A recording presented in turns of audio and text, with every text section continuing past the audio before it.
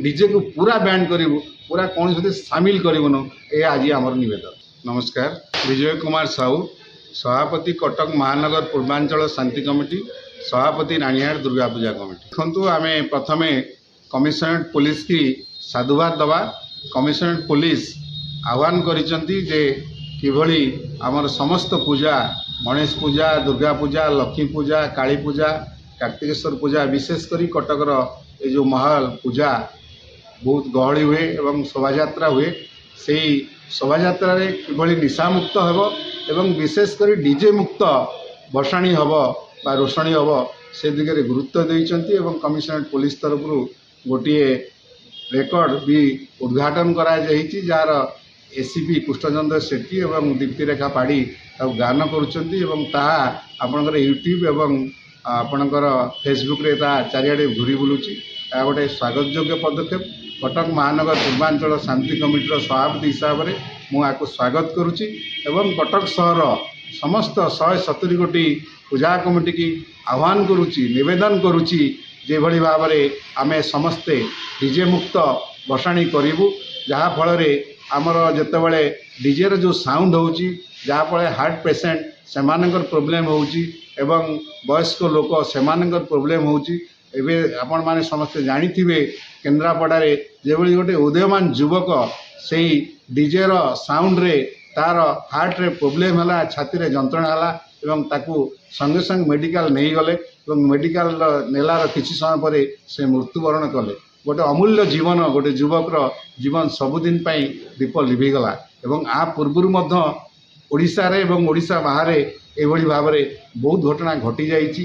तेणु आमे पूर्व जमती वाद्य पारंपरिक वाद्य थिला ढोल बाजा, बड़ बाजा, घंट इत्यादि आमे ताहापर गुरुत्व देबू एवं बैंड पार्टी बजेबू, जहाँ बॉक्स अच्छी बजेबू आमे 65 डिस्मिल भितर ताको सीमित रखिबू।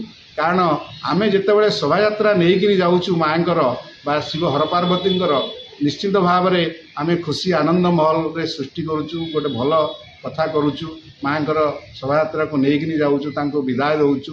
किंतु से शोभा यात्रा फल आमर आनंद उत्साह प्रभाव कापर न पड़ू जे तार कई शिकार हूँ, कई मृत्यु मुखे पड़तु कि अन्य कष्ट भोग न करूँ। आम ए दिगरे निश्चिंत भाव में जत्नवान हवा, ए दिगरे निष्पत्ति नवा, प्रतिज्ञा करिवा, आसंता भसाणी की निशा मुक्त करिवा एवं डीजे मुक्त रोषणी करिवा आमर प्रतिज्ञा हवा दरकार एवं ताकू प्रैक्टिकली कार्यकारी करिवा, जहाँ फल कटक सहर सुनाम आगू जीव एवं समस्त आदर मंगल हम भल हम। निश्चिंत भाव में आपण देखिए आमर एटी मुख्य रास्ता रानीहाट मंगलाबाग, एटी बड़ ओडिशार सबुठारु बड़ मेडिकल एसीबी रामचंद्र मेडिकल जितेबाला ये मुख्य रास्ता रानीहाट रे मंगलाबाग जितेबाला माँकर बा हर पार्वती शोभा यात्रा जाऊ थाए जो साउंड है से पूरा इफेक्ट करे आपणकर मेडिकल को रोगी आम्बुलांस जो जाम हुए आपणकर रोगी प्रभाव पड़े